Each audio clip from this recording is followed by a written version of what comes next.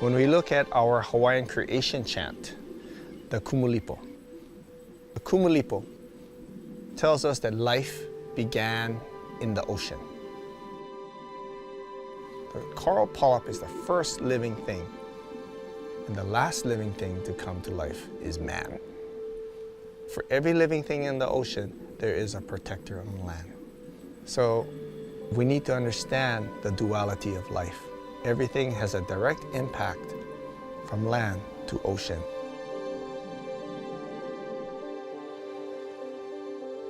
Prior to Western colonization, the Hawaiian people embraced this duality, stewarding their island home through the creation of ahupua'a. These pie-shaped districts traced fresh water from summit to surf, or from mauka to makai. In the ahupua'a system, it's all one body, you know? And when you live like an islander, whatever happens up mauka is impacting everything down makai. And same thing with makai up mauka. From the ocean to the mountain, and mountain to the ocean. Today, this Hawaiian tradition of sustainable resource management endures through aloha aina, or love of the land. Wherever you go in Hawaii, you always find people talking about how much they love the land, how much they want to care for the land.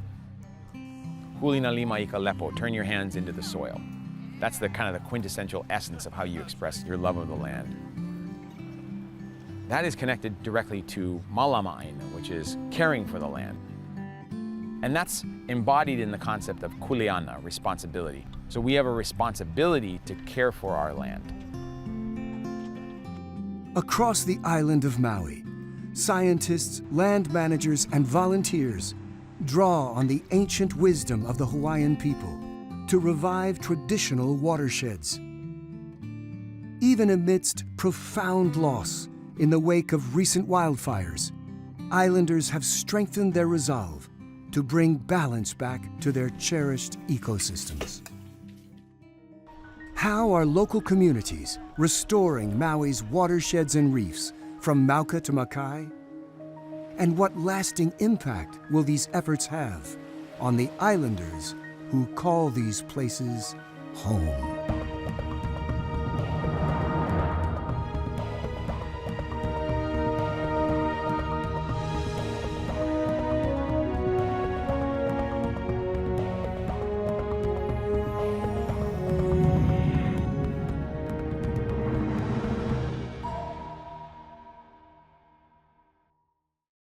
Major funding for this program was provided by the Batchelor Foundation, encouraging people to preserve and protect America's underwater resources.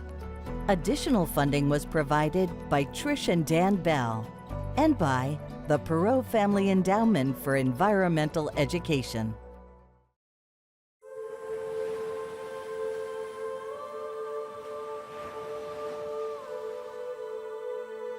Nestled along the shore of the former capital of the Hawaiian Kingdom lies the Lahaina Reef. The corals and sea life here face unknown impacts from the wildfire that ravaged the town on August 8, 2023. The unprecedented fire claimed over 100 lives and decimated some of Maui's most sacred places. Dr. Andrea Kealoha is among a team of scientists dedicated to studying the effects of the fire on coastal water quality and coral reef ecosystems. After the fires, I think, we were really in response and recovery mode for quite some time, but unsurprisingly, it wasn't long before people in the community started turning their attention to the water. And that's because the reef provides us with so many of the resources that we need to survive here. And so it's a project that's responding to the needs of our community. Since the fire, Andrea and her colleagues have collected hundreds of water samples. They measured not only the health of the reef, but also levels of contaminants from burned materials and heavy metals like copper, lead, and zinc. We also have sensors that have been deployed since October. And so those sensors are monitoring just kind of the general water quality parameters. Holy moly, it's dirty here. 5 sites are located within the Lahaina burn zone, and 2 sites are located outside of the burn zone. And these sites serve as the control sites where we wouldn't really expect to see the impacts of the Lahaina wildfires on those reefs. As Andrea and her team begin to review sensor data, she stresses that these recordings only provide snapshots. It will be years before long-term impacts are known. So as far as we know, there's never been an urban wildfire adjacent to a coral reef. With an urban wildfire, you have the burning of urban infrastructure, and that releases all different types of contaminants. And so we have some hypotheses about what we might expect to see in terms of stressors to the reef, but we're really kind of learning as we go.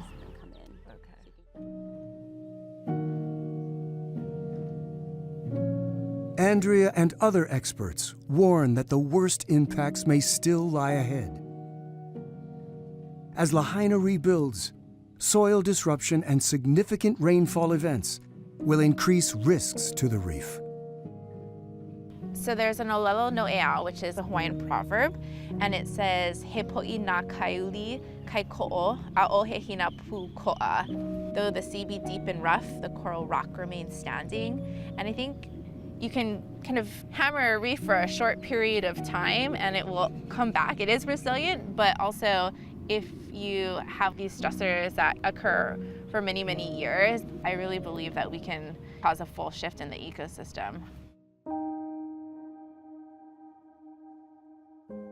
High above Lahaina's reef, the upland ecosystem is overrun with the same fire-prone non-native grasses that significantly contributed to the wildfire. This once lush landscape was cleared over a century ago to make way for U.S. sugarcane and pineapple plantations.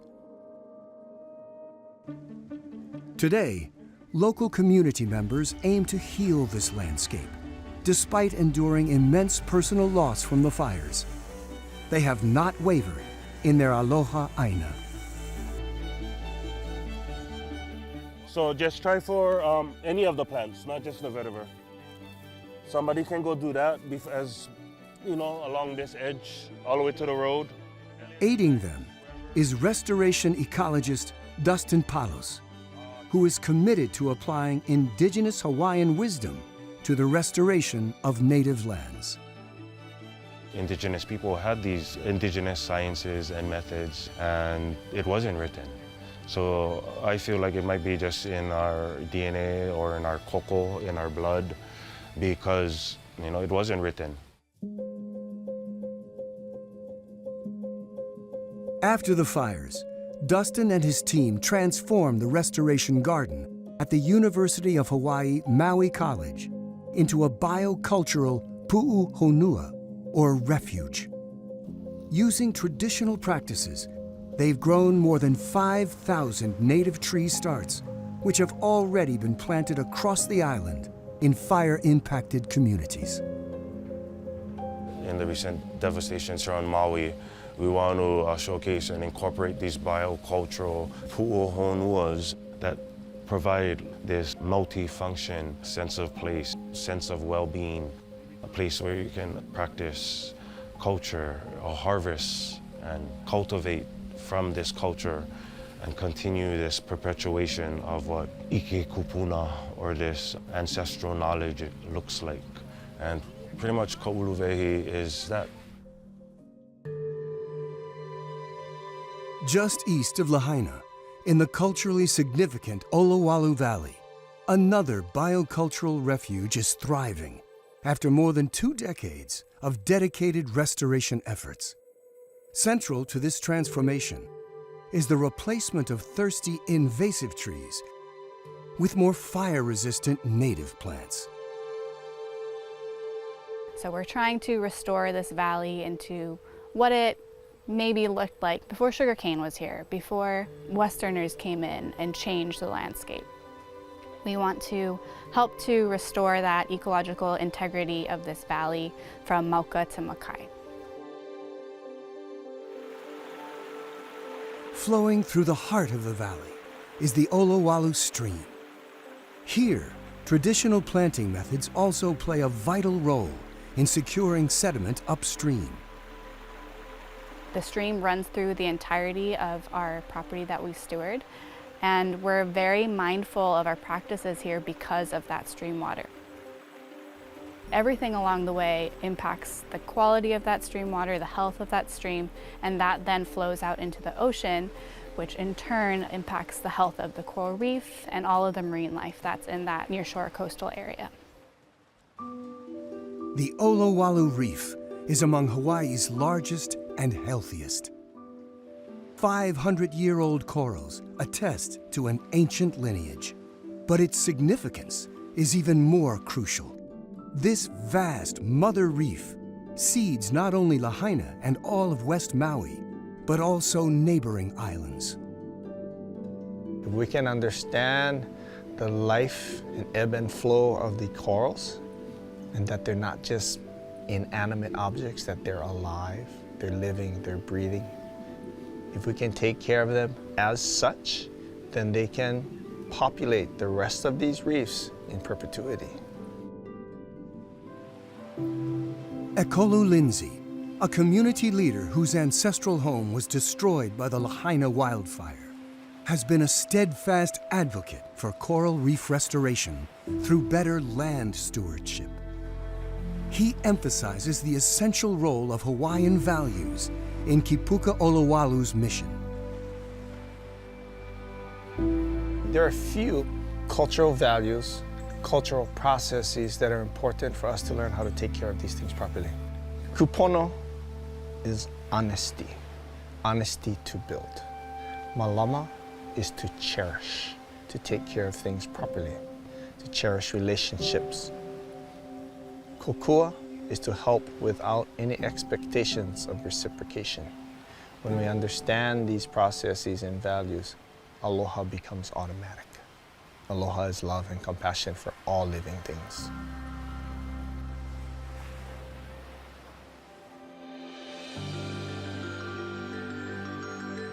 On the South Maui coast, local residents are also centering Hawaiian cultural values in the restoration of local wetlands. Employing the traditional practice of kilo aina, they carefully observe the land and the natural rhythms of the ecosystem. Kilo aina to me here in Waihulikai is really about learning how to communicate with the aina. Kilo is really about understanding the connection one thing has to another and how that connection makes things work. In those terms, we develop this reciprocal connection between the aina and ourselves. Since 2017, Cody Nemet Tuivaiti has led the effort to protect these wetlands.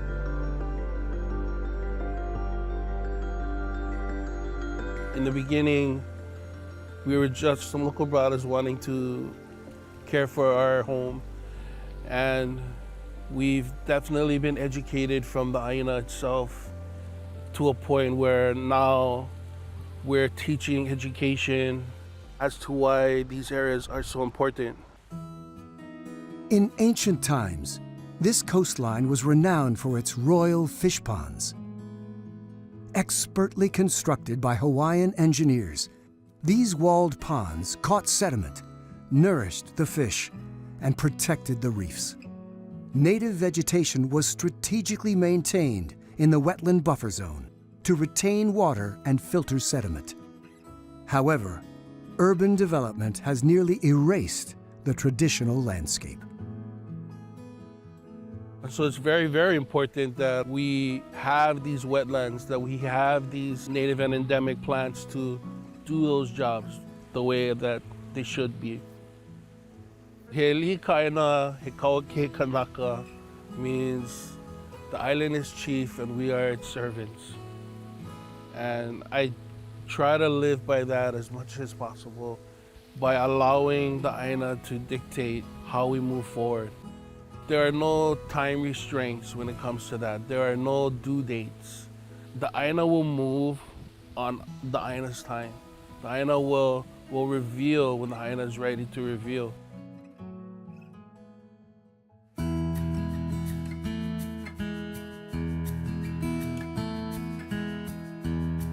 Farther afield, in Nu'u on Maui's remote southeast coast, restoration ecologist Scott Fisher recognizes the value of patience and listening to the land.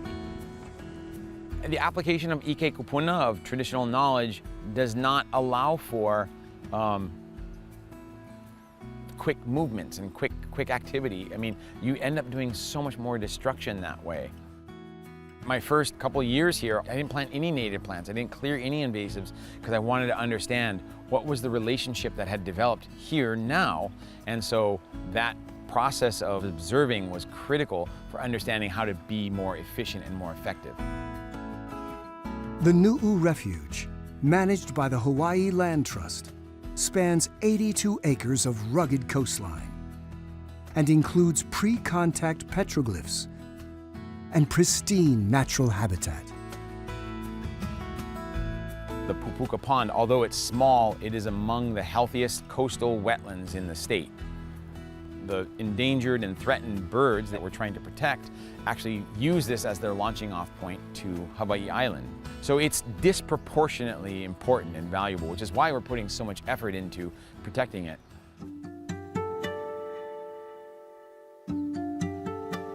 This delicate pond habitat is especially vulnerable to tsunamis, which occur roughly every 11 years in the islands.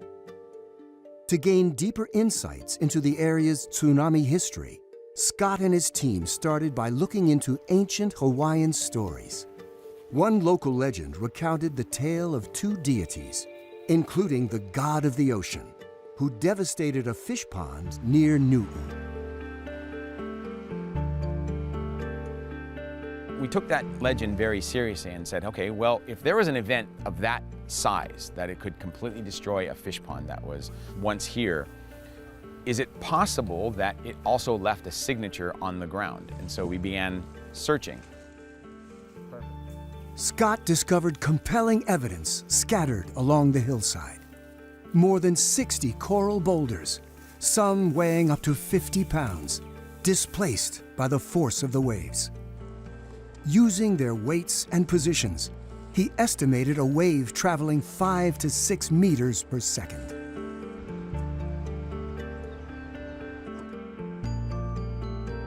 We also found what we call paleo stage indicators, or markers of how high the wave height might have been.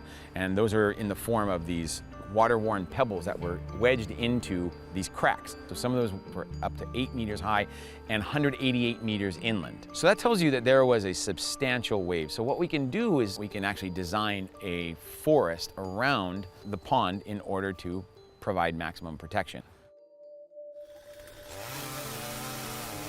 In 2023, local volunteers began clearing invasive trees and planted the first layer of this forested bioshield, which is designed to slow down an incoming tsunami and capture sediment. When finished, these native trees and shrubs will create a living tsunami barrier nearly 200 feet deep. In addition, Scott and his team are incorporating native plant species that are also revered for their medicinal and ceremonial significance.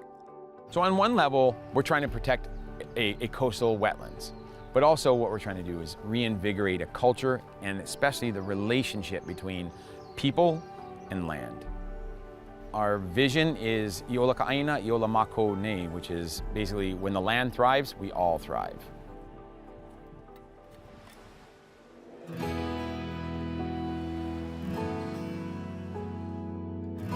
On the north shore of Maui, the Hawaii Land Trust also manages the Wahe'e Coastal Dunes and Wetlands Refuge, one of Hawaii's most culturally significant sites. This area was once home to 2 prosperous Hawaiian villages and an expansive inland fish pond. But large-scale agriculture drained this land of its once flowing water years ago. My main focus as a steward here in Waihe'e is to bring the water back to the wetlands. And the water is important to bring back because it's water, it's vai. And vai to us, you know, for Kanaka is very, very important because it's life. High above the coastal refuge, the wild flow of the Waihe'e River is harnessed by ancient irrigation canals to nourish traditional Hawaiian farms growing kalo, a plant of profound significance in Hawaiian culture. If you have a pretty healthy ahupua'a, you have your river that comes down, you have kalo farmers who take the vai for their kalo, it goes back into the river, and that's how it's supposed to be. The overall health of the ahupua'a system is kind of dependent on everybody who uses the system, and it's trying to figure out what can we do as users on the same system that will help each other out, you know. Because the southern irrigation channel is losing nearly half its water to leaks, the Land Trust is working with farmers to repair it. After clearing invasives, they must dredge the canal by hand to remove accumulated sediment, ensuring the faster, cooler water flow crucial for nourishing the kalo plants. This waterway will one day be reconnected to the wetlands and inland fish pond at Waihe'e Reserve. However, restoring this ancient watershed still requires years of work ahead. A fish pond is really a reflection of the health of your ahupua'a because it really shows how much the entirety of your system is working in harmony. And this space hasn't really had water for about 100 years or so. And that really changes the aina, the community, and also the spirit of the place. There are a lot of different ways to heal aina and to heal people. That's why the work that we do here, which is bringing water back, is very important because the physical embodiment of vai can change the spirit of the land and the community. So a lot of it comes through understanding identity and empowerment of being Kanaka.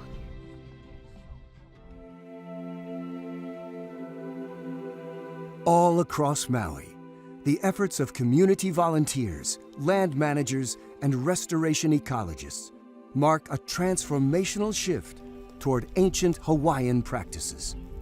Islanders are reconnecting with the land through aloha aina. This deep-rooted love for the land is not only revitalizing ecosystems, but also restoring communities from mauka to makai. Heli ka aina he kawa ke kanaka. The land is the chief and the people are the servants.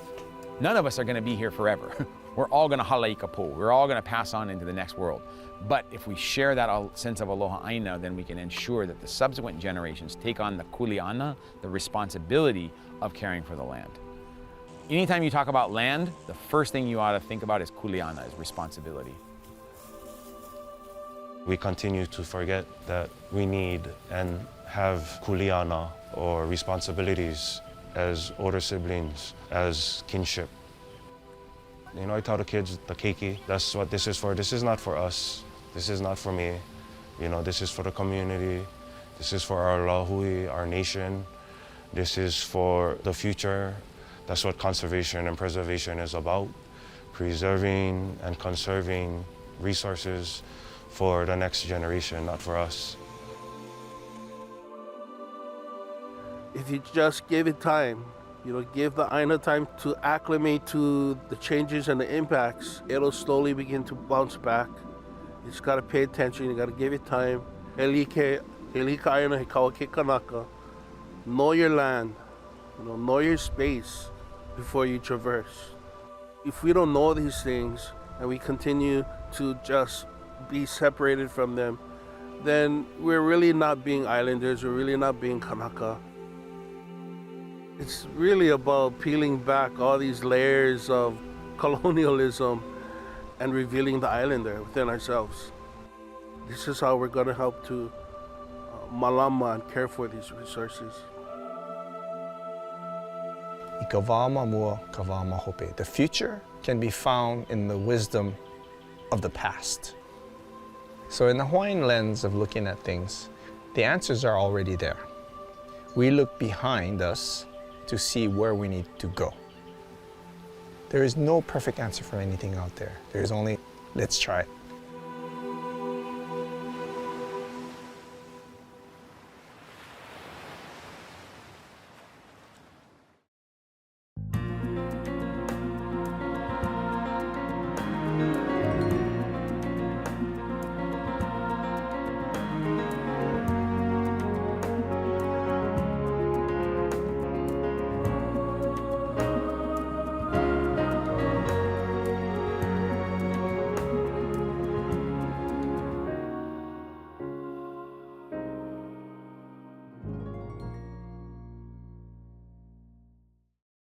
Major funding for this program was provided by the Batchelor Foundation, encouraging people to preserve and protect America's underwater resources. Additional funding was provided by Trish and Dan Bell and by the Perot Family Endowment for Environmental Education.